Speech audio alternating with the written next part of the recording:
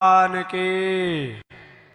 श्रीमन्नारायण नारायण नारायण श्रीमन्नारायण नारायण नारायण लक्ष्मी नारायण लक्ष्मी नारायण श्रीमन्नारायण श्रीमन्नारायण लक्ष्मी नारायण नारायण नारायण लक्ष्मी नारायण नारायण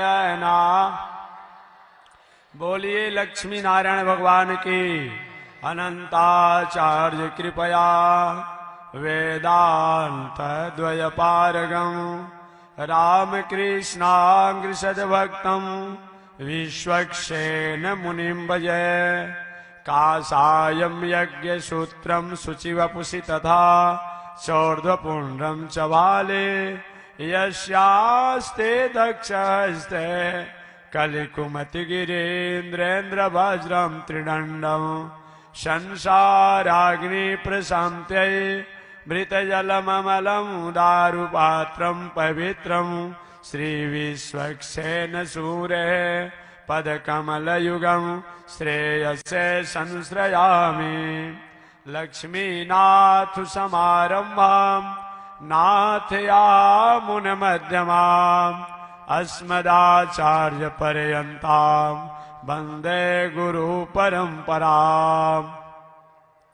परमाराध्य श्री लक्ष्मी नारायण भगवान प्रातः स्मरणीय पूज्य आचार्य श्री के जुगल चरणों में कोटिशः नमन एवं भगवत भागवत आचार्य कैंकर्य पारायण महानुभाव।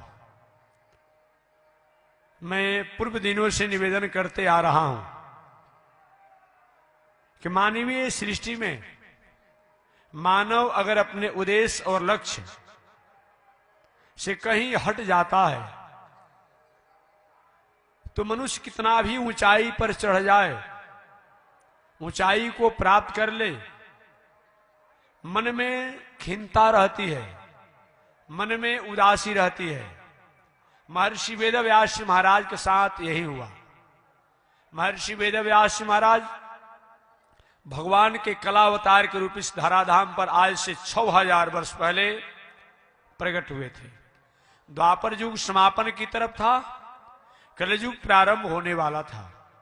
व्यास जी के अवतार का एकमात्र मुख्य कारण था कि कलिकाल के कोई भी प्राणी, कोई भी मनुष्य भगवत भक्ति से विमुख न रह पाए, इसलिए व्यास जी महाराज को इस संसार में कला के रूप में आना पड़ा था। क्योंकि अलग अलग युगों में अलग अलग सूत्र और दर्शनों द्वारा मानवों के आत्मोद्धार और भगवत प्राप्ति के साधन बताए गए। जो त्रेता युग, द्वापर युग और कलयुग में भी उसकी स्थिति है, लेकिन सृष्टि के आदि में सतयुग में वेदों द्वारा मानवों के स्वरूप की रक्षा किया गया और होने की कोशिश की गई। त्रेता युग में वेद उपनिषद इत्यादि पुराणों द्वारा, इतिहास द्वारा, द्वापर युग में वही बात रही। लेकिन यही द्वापर युग का अंत हुआ और कलयुग प्रारंभ होने वाला था। व्यास जी महाराज इस धराधाम पर आए और उनको एकमात्र परमात्मा का यही आकाशवाणी था कि हे व्यास जी, आपके द्वारा समाज के लोगों में अपने जो गलत मार्ग पर हैं त्याग करके और भगवान के निर्मल भक्ति को स्वीकार करें, इसी से जगत का उद्धार होगा, इसी से जगत का कल्याण होगा। इसलिए कली संतरणोपनिषद में स्पष्ट लिखा गया है, कलऊ नास्तेव नास्तेव। हे संसार में रहने वाले लोग, मानव कल्याण के लिए, मानव उद्धार के लिए, प्राणियों के उद्धार के लिए बहुत से साधन बताए गए हैं, लेकिन उन सभी साधनों में श्रेष्ठ कोई साधन है भगवान श्रीमन नारायण के नामों का गुणगान।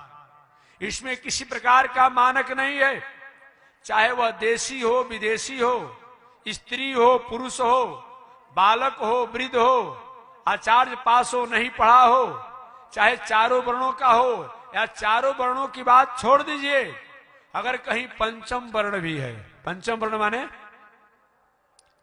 किसी के पिता ज्ञात है तो माता ज्ञात नहीं है, किसी के माता ज्ञात है तो पिता ज्ञात नहीं है, उन्हीं को पंचम वर्ण कहा जाता है, उन्हीं को और भी भाषा में कहा जाता है। कोई भी हो, सबको भगवान की भक्ति करने का अधिकार है, ऐसा व्यास जी को अपने आप आदेश हुआ। अतः व्यास जी आप अपने लेखनी द्वारा पूरे मानव मात्र के कल्याण की बात करें, लेकिन भगवान द्वारा एक रिस्ट्रिक्शन, एक पाबंदी लगाया गया। भगवत प्राप्ति का सबका अधिकार बनेगा, लेकिन एक ही है कि निर्मल मन सो मोहि भावा। भगवत प्राप्ति भक्ति का तभी अधिकार प्राप्त होगा जब हमारा आचरण, हमारा व्यवहार, हमारा खान पान, हमारा उठन बैठन, हमारा रहन सहन, हमारा बोलचाल, हमारा अनेक प्रकार के शरीर के अपने आप जो स्थितियां हैं वह मर्यादित है, तो सही में हमारे द्वारा हर कर्म ही पूजा हो जाता है, हर कर्म ही धर्म हो जाता है, हर कर्म ही साधना हो जाती है। यही भक्ति मार्ग है। भक्ति मार्ग का मतलब नहीं होता है कि द्वार पर आप गाय को बांधे हुए हैं, समय से उसको पानी पिलाना है, भूसा देना है, चारा देना है, और गाय बेचारी अपने आप रस्सी में बांधी हुई है, तड़प रही है, और आप हनुमान चालीसा पढ़े कि महाराज जब तक से 108 बार हनुमान चालीसा पूरा नहीं करेंगे तो आसन नहीं छोड़ते हैं, अधर्म हो जाएगा। ऐसा मत कीजिए। 5 बार में हनुमान चालीसा को 108 बार पूरा कर लीजिए। 5 बार अपने आप मीटिंग दे करके 2 घंटा एक बार कीजिए, 2 घंटा एक बार कीजिए, 1 घंटा एक बार कीजिए। लेकिन ऐसा अगर हो घर में कोई अपने आप वृद्ध हो, रोगी हो, माता हो, पिता हो, दवा की आवश्यकता हो, सेवा की आवश्यकता हो, भोजन की आवश्यकता हो, उनको समय से कीजिए और तब हनुमान चालीसा पढ़िए। ये भक्ति है।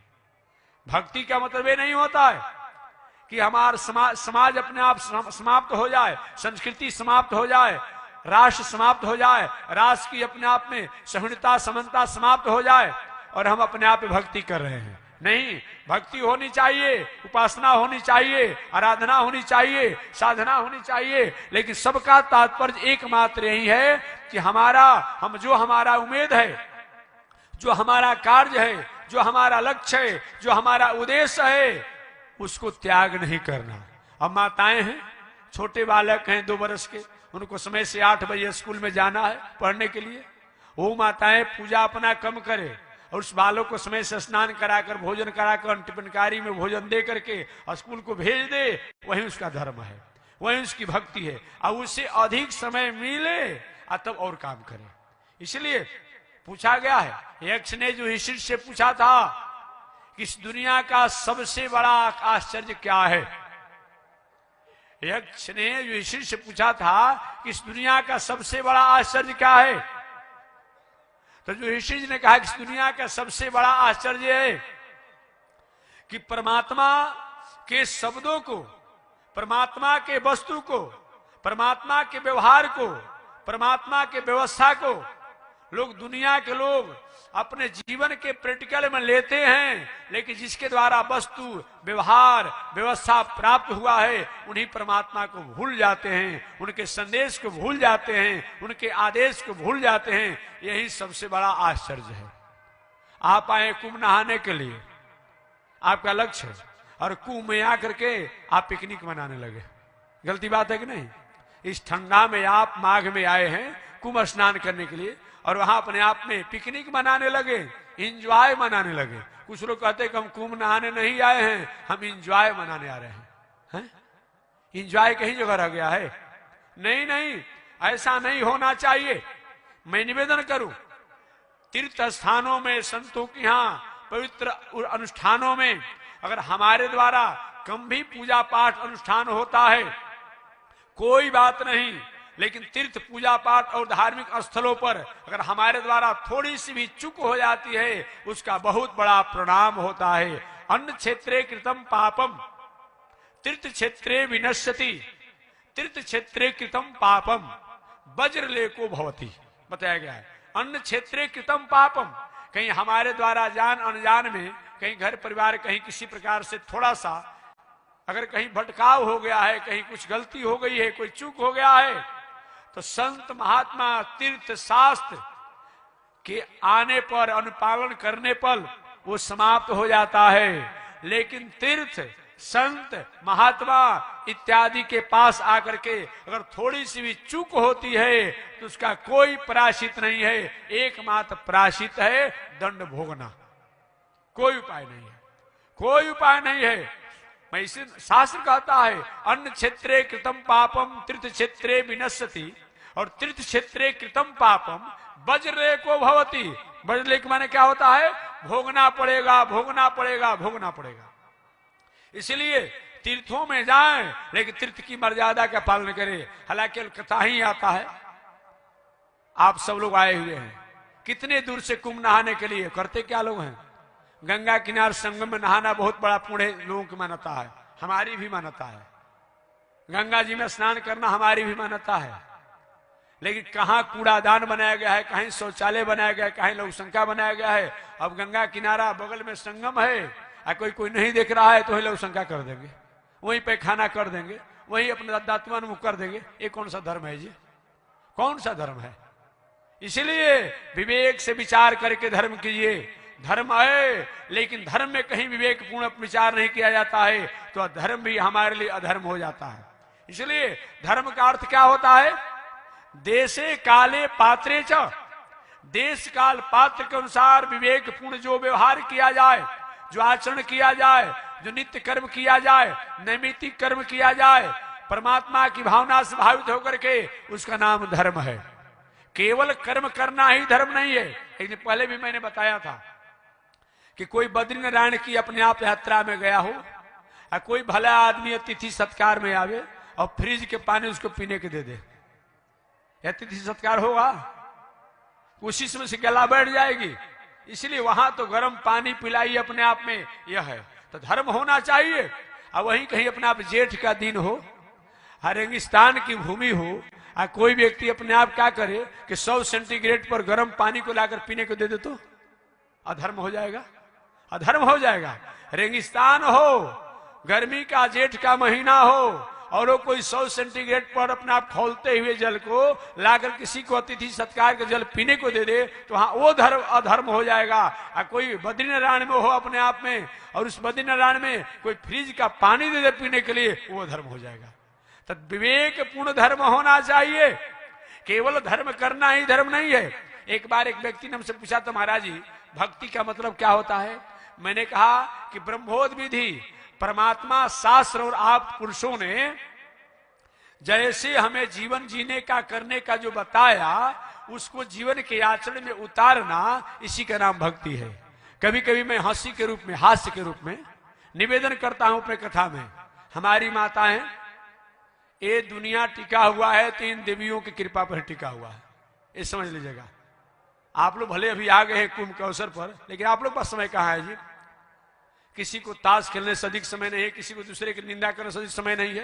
ये तो कैसे, तो इतना दिन आप लोग परमहंस बने हुए हैं, वो तो आप समझते होंगे, इन्हीं पर टिका हुआ है। समझ लीजिए कितना भी होगा अपने आप में, समय से अपने आप स्नान कर लेगी, समय से जो भी अपने आप जिस देवी देवता के प्रति होगा अपने आप जाकर पूजा करती है। अच्छी बात है, सब इनका काम अच्छा है, अच्छा लगता है, लेकिन कभी कभी इनके द्वारा गलती हो जाती है। धर्म तो करती है लेकिन विवेकपूर्ण धर्म नहीं करती है। अब शंकर जी के मंदिर में जाएगी, काली जी के मंदिर में जाएगी, सूर्य के मंदिर में जाएगी, हनुमान बाबा के मंदिर में जाएगी, गणेश जी के मंदिर में जाएगी। 2 घंटा मंदिर को धो धा के सब ठीक किया, आरती पूजा सब किया। आज जब भोग लगाने के बारी होगी तो क्या करती है? अब शंकर जी कपारे पर मिश्री रख देगी, गुड़ रख देगी अपने आप में। भला ऐसा होता है जी? अब आप ही लोग आए होंगे, बहुत आपने कृपा किया, हमारे कुंभ में आ गए, बहुत आपकी मैं धन्यवाद देता हूं। आप पानी पी लीजिए, आप पानी का मीठा का जलपान आप कपारे पर रख देंगे, ठीक लगेगा? बताइए। इसीलिए ऐसा अगर कहीं हमारे द्वारा धर्म होता है तो हमने धर्म को नहीं जाना। इसलिए विवेकपूर्ण धर्म होना चाहिए, क्योंकि विवेक से हीन जो धर्म होता है उस धर्म का कोई औचित्य नहीं बनता है। यही तो कारण है आज 4000 पंथ चल रहे हैं। कोई भी ये नहीं कहता है कि अपने आप हम नहीं मानते हैं, लेकिन उनके मानने का तरीका अलग है। अब कोई कहता है कि हम ही भगवान हैं। कुछ दिन पहले अपने आप, इसमें के बाद से लगभग 8-10 वर्ष पहले की बात है, एक ऐसा पंथ निकाला था कि भगवान को गाली दे रहा था वो। गाली दे रहा था, नाम उसका भी हमको नहीं आ रहा है, शायद जो प्रयाग क्षेत्र के रहने वाले होंगे जानते होंगे। और कुछ दिन पहले अपने आप, इसके पहले हम लोग आए थे 12 वर्ष में, उससे पहले अपने आप में, और उसका आचरण क्या था, हालांकि हमारा विषय नहीं है, लेकिन भगवान को गाली देता था कि भगवान होते होते नहीं है, हम भगवान हैं, अपने को भगवान मानता था अपने आप में। और क्या किया, दो गो बगल में, एक बगल में दासी इधर, एक उधर दासी, पीछे दो दासी, और सब अपने आप जो होता है जंत्र मंत्र सब लेकर उसकी बॉडीगार्डी करती थी।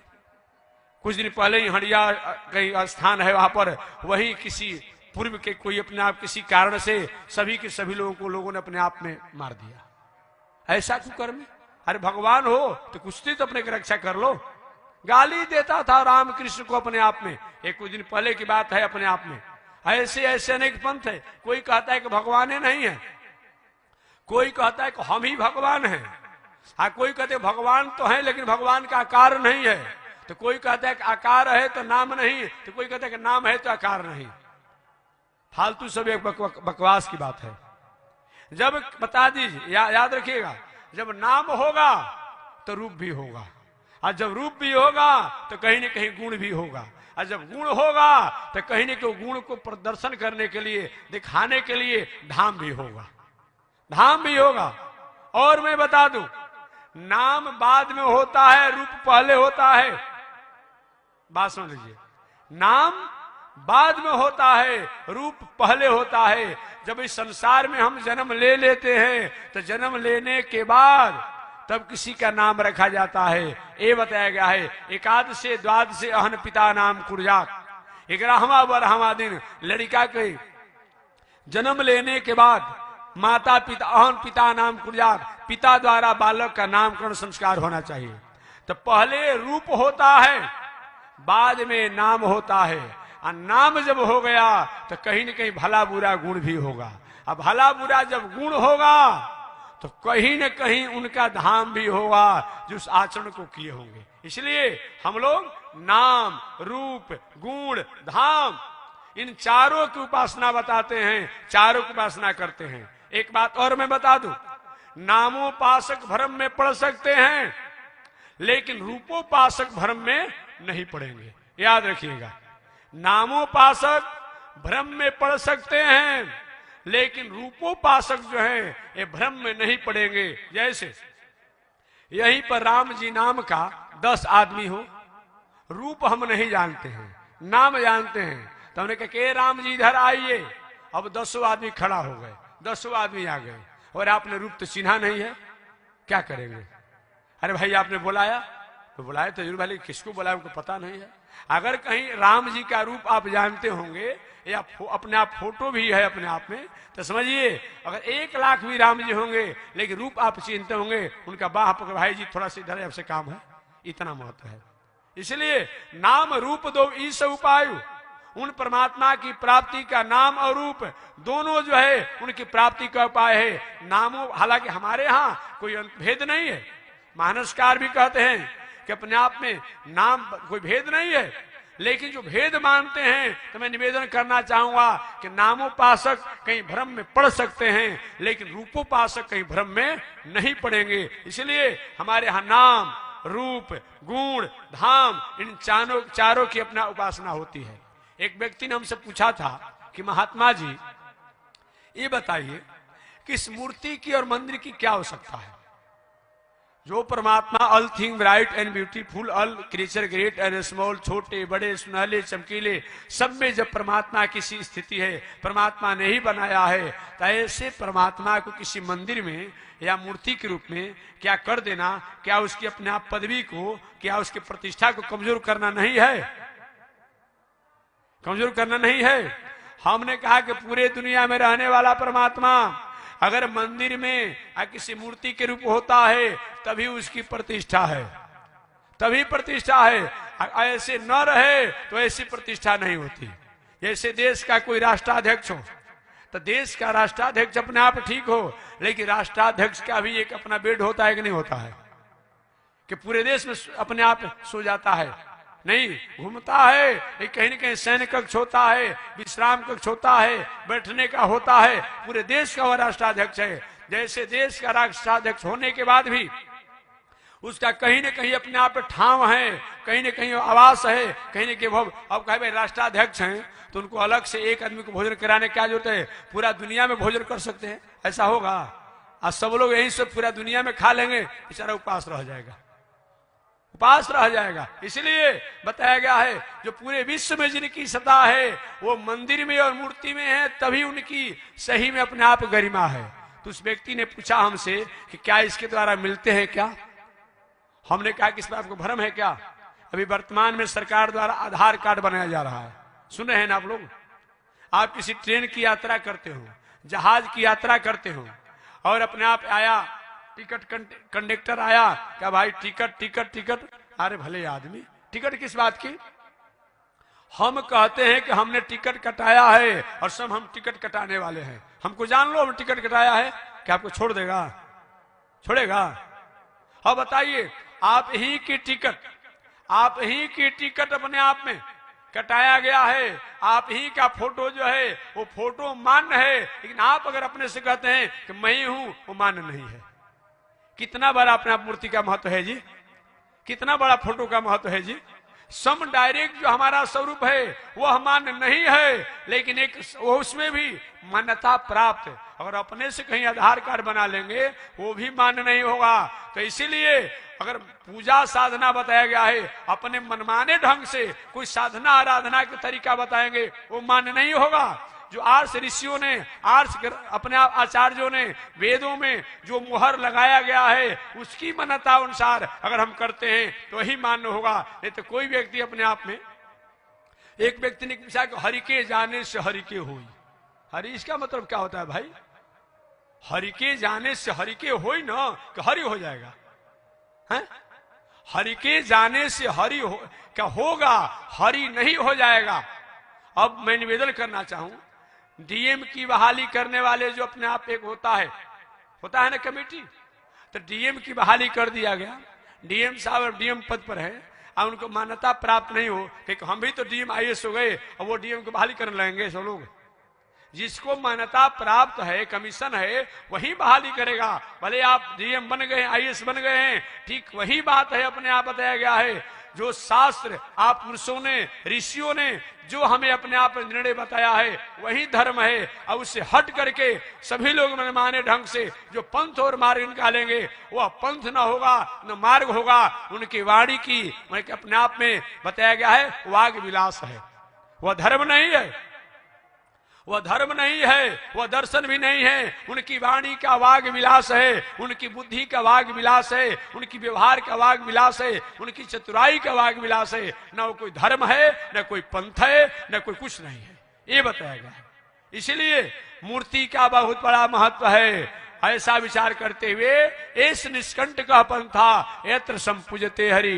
दूसरा मैंने उदाहरण दिया था कि आप कहीं खेत हो, यहीं पर प्रयाग के रहने वालों हो, किसी का जमीन हो और जमीन का सब मालिक हो, और कोई अपने आप कहे किसका जमीन है, तो मेरा जमीन है, कागज दिखाओ। अरे भाई कागज क्या मतलब होता है? समय कहना मेरा जमीन है। सरकार के नहीं, खाता खेसरा पलौट सब दिखाइए और तब आपका जमीन होगा। अब बताइए आपकी भूमि है, लेकिन जब तक खाता खेसरा पलौट एक कागज वाला जमीन नहीं दिखाया जाएगा तो ये भूमि वाले जमीन के आप अधिकारी नहीं होंगे। तो जैसे कागज वाले बिना जमीन के अपने आप में हमारा अधिकार नहीं होने पर मूल जमीन के हम अधिकारी नहीं होते हैं, उसी प्रकार मंदिर और मूर्ति वाले इन परमात्मा को जब तक हम अपने आप साधना नहीं करते हैं, स्वीकार नहीं करते हैं, तब तक उन परमात्मा से हमारा तारतम्य नहीं जुड़ सकता है। इसलिए ऐसा विचार करते हुए ऐस निष्कंठ का पंथा यत्र संपूजते हरि, यही निष्कंटक पंथ है जहां श्री हरि को पूजन किया जाता है। यही बात बताई गई है। तो चलिए, मेरा प्रसंग तो दूसरा था, लेकिन मैं जो भी कहा ठीक है, जितना कहा अच्छा कहा। महर्षि वेद व्यास महाराज ने 17 पुराणों की रचना करके, वेद उपनिषद की रचना करके भी खिन्नता को प्राप्त किए थे। नारद जी ने आदेश दिया कि हे व्यास जी, जब तक से पवित्र और निर्मल ग्रंथों की रचना नहीं करेंगे तब तक आपके मन की खिन्नता नहीं जाएगी।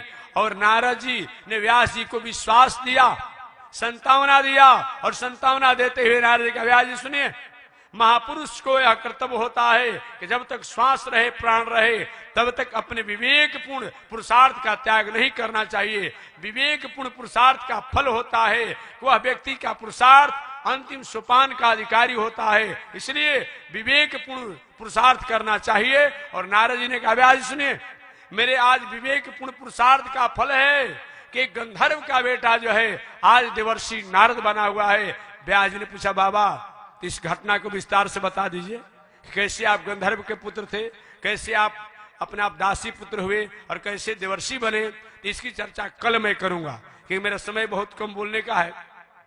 तो इसकी चर्चा कल मैं करूंगा कि गंधर्व पुत्र नारद जी कैसे देवर्षि नारद बने, विवेकपूर्ण पुरुषार्थ के बदौलत कैसे बने, शेष चर्चा समय मिलेगा तो अगले दिन मैं करूंगा। आज इसी के साथ मैं अपने वाणी को विराम दे रहा हूं। एक बार भगवान का नाम ले, आगे परमात्मा की जो शिक्षा। श्रीमन नारायण नारायण लक्ष्मी नारायण नारायण नारायण लक्ष्मी नारायण नारायण। बोलिए श्री लक्ष्मी नारायण भगवान की। भाष्यकार भगवान श्री रामानुजाचार्य स्वामी जी महाराज की। हरि ओम। शांति है, शांति है, शांति।